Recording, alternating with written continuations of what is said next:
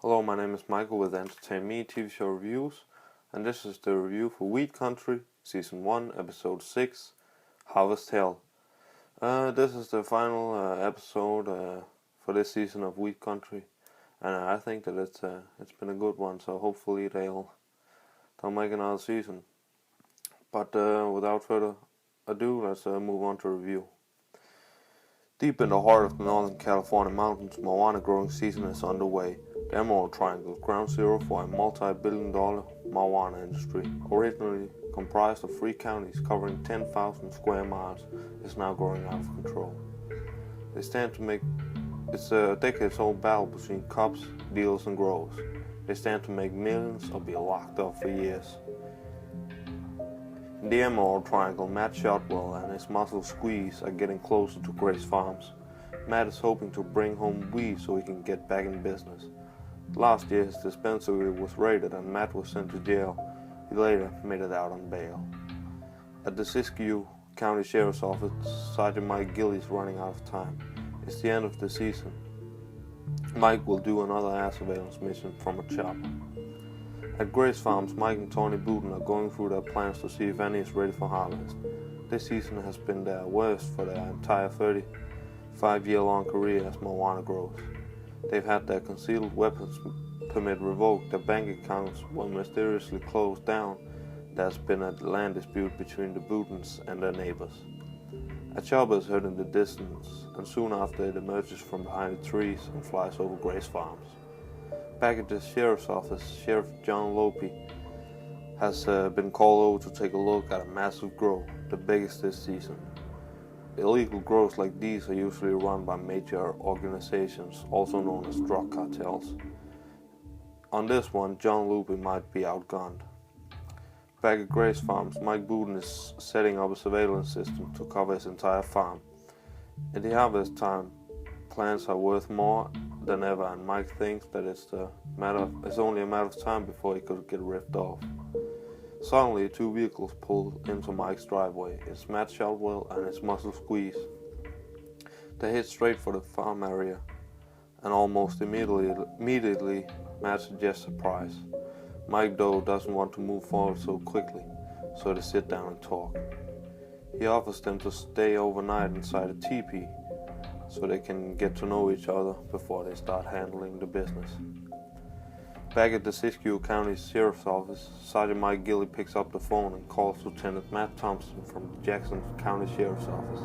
Mike Gilly needs help taking down the massive grow he spotted, which is most likely operated by a Mexican drug cartel.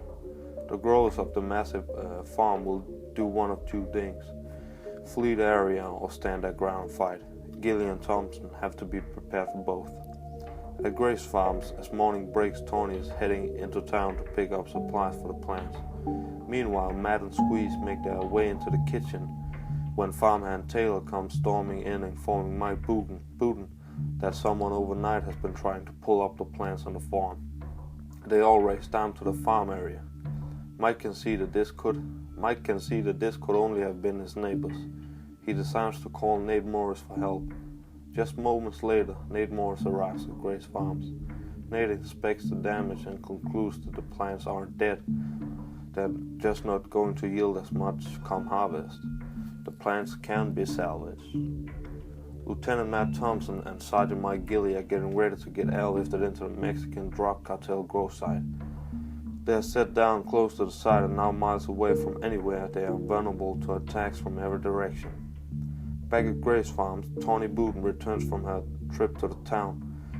With the plant stabilized, Mike now turns his attention to figuring out who did it, and the camera he set up the day before reveals some. The cable to the camera overlooking the farm area is cut open. Mike and Tony speculate whether they guessed Matt and Squeeze might have had something to do with it. At the Mexican drug cartel grow site, Matt Thompson and Mike Gilly and their teams push forward. Hidden in the forest are tens of thousands of plants. Gilly and Thompson divide the teams. Back at Grace Farms, Mike and Tony Booten confronts Matt Shotwell and Squeeze about their speculation. It ends up with Mike not being willing to deal with Matt at all, so Matt leaves the farm empty-handed, without any wheat to get back in business. Back at the massive grow, Matt Thompson and Mike Gilly keeps pushing in towards the campsite, and they eventually clear it. There's nobody around it.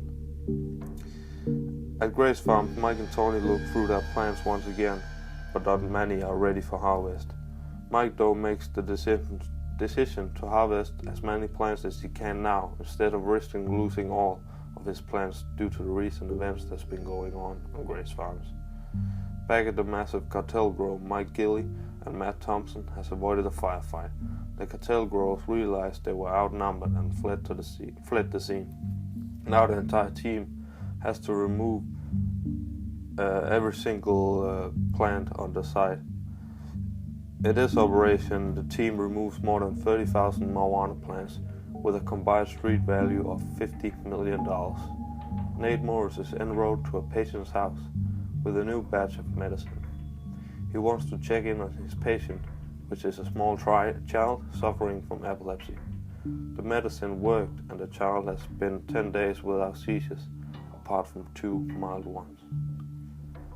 The child went from 10 to 12 seizures a day to less than 1 a month. Nate has devoted his career to making CBDs for children suffering from epilepsy. B.E. Smith successfully managed to harvest his crop with his grandson and continues to educate others about freedom and the law. As the marijuana laws continue to erode, Sergeant Mike Gilly enters his 26th year patrolling the Emerald Triangle. The Jackson County agency has taken down over $1 billion in illegal marijuana. In 2012, Oregon voters struck down another effort to legalize pot. Mike and Tony Booten managed to safely harvest their remaining crop, providing patients with enough marijuana to last until the next season. Matt Shotwell's charges were ultimately dismissed. Despite regaining his freedom, his legal fight has taken a financial toll, and he faces considerable debt. As the public opinion continues to change about marijuana, it is still classified as a Schedule 1 drug by the federal government. Schedule 1 drugs have no accepted medical uses in the United States. So this was the review for the season finale of Weed Country, which was season 1, episode 6, Harvest Hell. I'd like to thank you for watching, and if you like to follow along on my channel and upcoming reviews of other TV shows, then make sure you subscribe to my channel. Also, if you have suggestions for future reviews, then feel free to leave a message on this video or on my channel, or you can even just drop me a private message. But anyway, thanks for watching, and I'll see you once I find something new to review. But thanks for watching.